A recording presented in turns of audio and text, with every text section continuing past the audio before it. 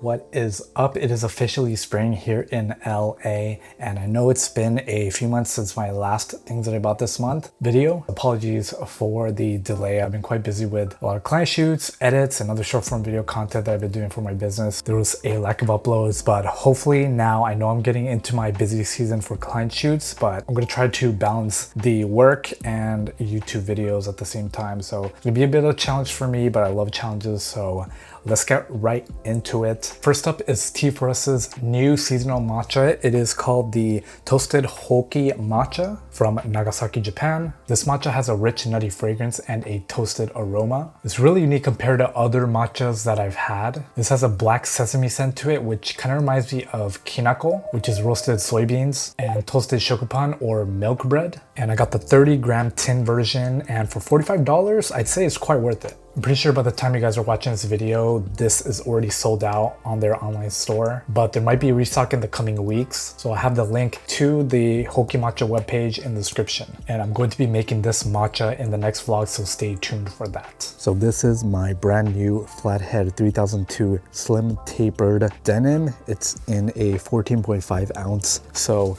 it's not as hard as other Selvedge denim on the market because 14.5, but I just love the texture of this jeans. I've never worn it yet. This is what it looks like straight from the packaging. So if you guys don't know about Selvedge denim, what really attracts us denim heads to these Selvedge denim jeans is the fades that you get over time. So when you have like your wallet in here or some other items in your pocket and you wear the same thing for a long time, you start to get fades over here. It's kind of like a wallet where the more you use it, the more creases you get, thus making the item more personalized to you. Flathead is a Japanese denim brand. This is the classic Flathead back stitching. Got this in a 31 waist size. So this is the part that they cut off from my jeans because it was a little bit too long on the legs. So I had them cut in the 29.5 inch mark. Yeah, it's really cool that a lot of denim brands, when you buy them online now, they offer hemming service, which is super helpful for me because usually these Selvedge denim, they run so long that you almost have to cut them every time.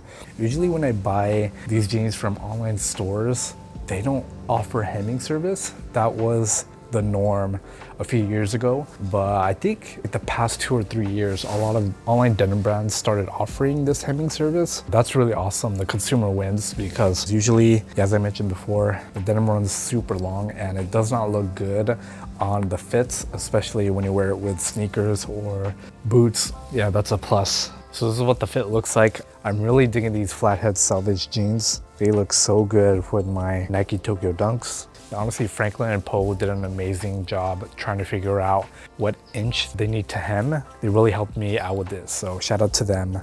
You do have to account for this shrinkage because this denim will shrink after 1 or 2 washes. But yeah, this is sick. I cannot wait to break these in. So this is probably my most exciting purchase for this month so far. This is the REI X On X Beams collab. It's called the Cloudrock Low. This hiking shoe is also waterproof, so it can basically traverse any terrain. It's an all-terrain shoe.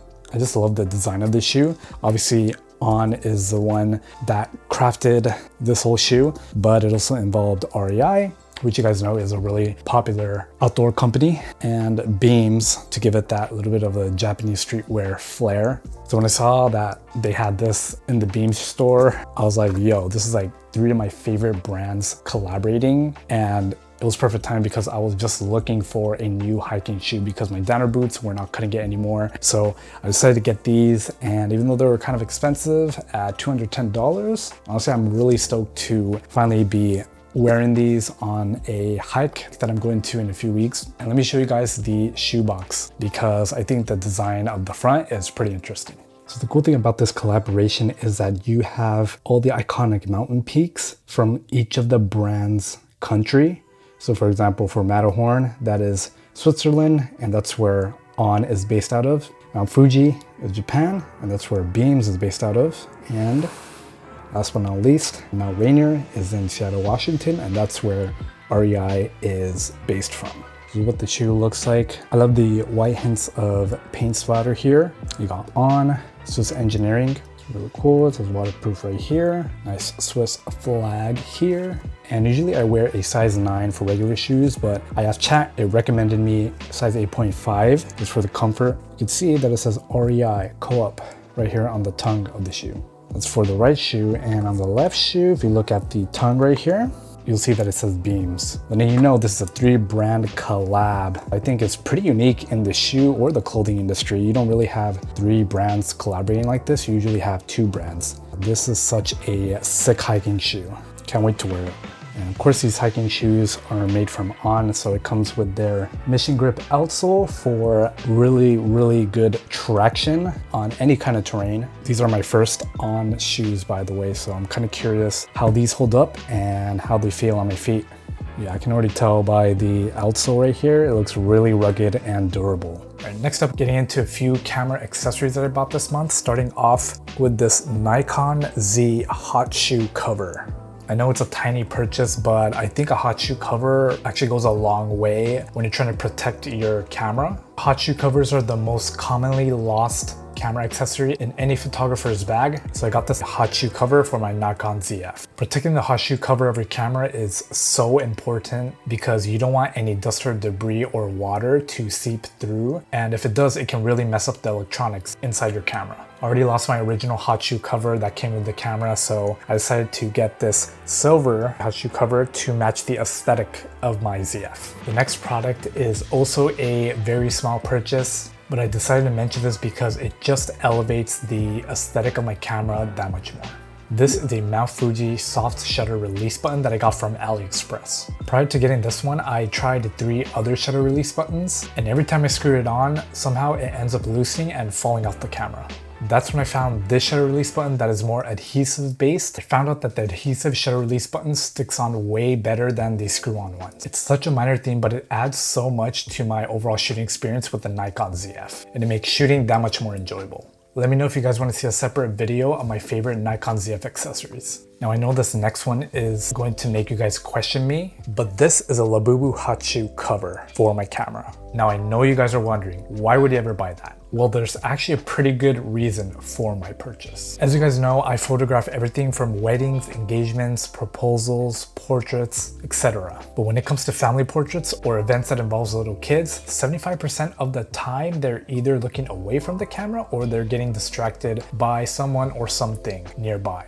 But with this Labubu hot shoe cover that's attached to my camera, I can easily say, what is this on top of my camera? Is it a Labubu? And the goal is for them to look at this Labubu, which gives me an opportunity to take the photo when they're looking at the camera. This is legit something that I came up on my own because I do shoot a lot of family portraits and little kids' birthdays. And I thought to myself, what is a great way for kids to look at my camera? And this was the idea. So highly recommend if you guys are also photographers and shoot a lot of little kids' birthday parties or family portraits, or if you just want to really personalize your camera, then this hot shoe cover is for you.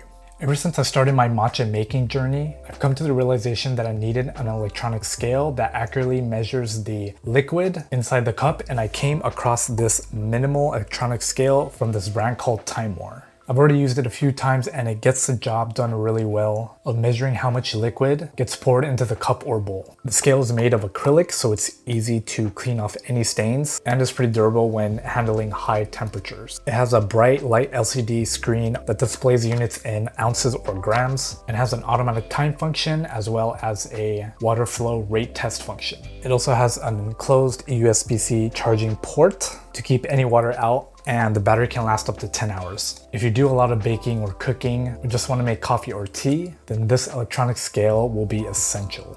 Next is the AC70 wireless portable nano travel router from TP-Link. This router essentially extends an existing Wi-Fi network to maximize coverage and eliminate dead zones. It's particularly useful if you're, let's say, on the 10th floor of a hotel and the Wi-Fi coverage is not that good on your floor. This router will extend the coverage in your space so your Wi-Fi speeds are consistently fast. This router can also act as an access point mode and a hotspot mode. It can also act as a charger for your smartphone and tablets. This router is so portable and compact that you can just fit it into your pocket. I don't think this router is strong enough to be a mesh system in your house, but it's perfect for those that tend to use Wi-Fi from their hotel while traveling. And lastly, this is one of my favorite camera accessories that I purchased recently.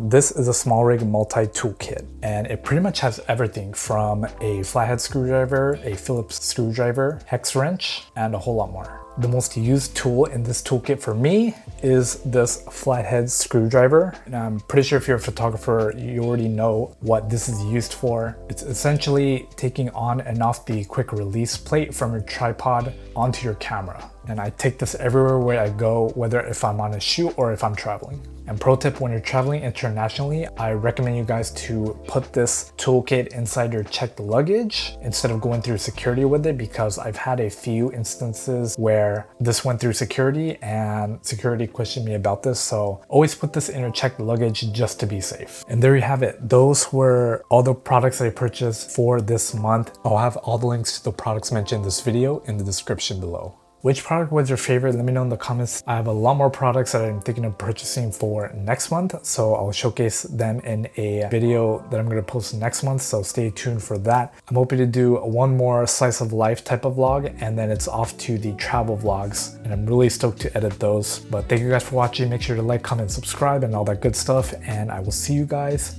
in the next video. Stay gold, fam.